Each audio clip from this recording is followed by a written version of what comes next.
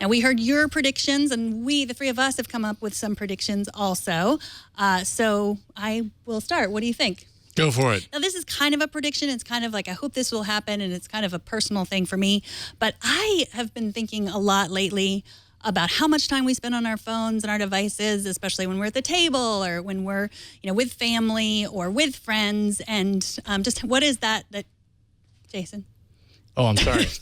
Sorry, I got distracted. I'll put this down. Thank you. And, I don't want to seem like an old person, but I do think that it's doing something to all of us. And, especially young people, they spend so much time. I mean, I have young people of my own that, I'm trying to teach how to live life. And I feel like, talking to people and making mistakes and, asking people out for dates and having them say no to your face is how you become a real person. And without that, I think we're really losing something. And I think that this year people are going to realize that more and sort of see it, and just mediate themselves a little bit. Just limit how much they take out their phone when they're sitting at dinner with their family or with their friends. So I sort of hope that, and I kind of think that. I think that it'll be sort of like smoking that, you used to think it was fine for everybody to do. And then we just sort of realized, hey, like, what is this doing to us? So that is my prediction and hope.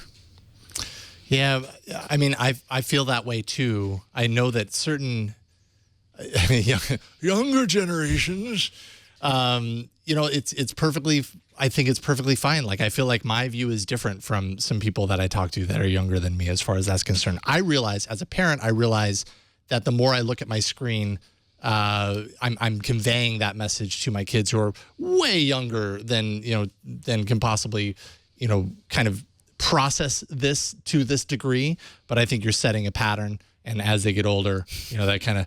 Tom, are you with me? Oh, I'm sorry, I just wanted to Snapchat. Part of. I didn't mean to interrupt. That's okay. That's okay. I understand. I was pulled into the same thing as well. I don't know. I agree. I would love to see that. I don't know if it's going to happen anytime soon, but I do feel like it's a snowball right now, and it really feels like there's a lot of distraction, digital distraction. Yeah, I think we're at peak misuse. Let's hope we We're are. at peak smartphone. Yeah. Definitely. And I think especially with, because a lot of people spent time with friends and family just recently for holidays. And I think it's worse. I mean, just because it's not, we're out of our regular comfort zone and, and it's just, it's easy. And we're doing fun things. So it's like, let's post about it, so that's my prediction. Real quick, mine's going to be a quick one because we kind of already talked about it. VR is going to I think is going to be a big deal this year. Like, we know that there's a lot of stuff happening in VR, but we don't know whether it's going to be recognized as, worth the wait. I mean, man, VR has had the quote unquote, this next year is going to be a big year for VR thing for a really long time. This is the first, I feel like this right now is the first time where you've got all of these different players in the scene and all of these different developers actively interested in creating for it. Like, it's a nice kind of convergence of efforts that are going to hopefully reveal an experience that's something that you can get excited for.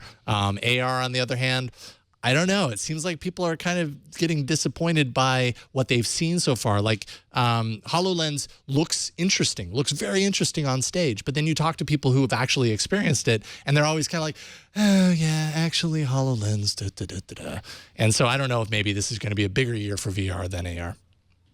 Well, we're getting VR products, yeah, right? So right. I think it's actually happening. I think that makes it the year of VR, whereas AR, we might get a product by the end of the year. We probably won't, though. Yeah, yeah. But like Google Cardboard is there was the Mattel thing that was a little bit of AR. Like, you could, you could see something as the same time that you could see whatever you were looking at.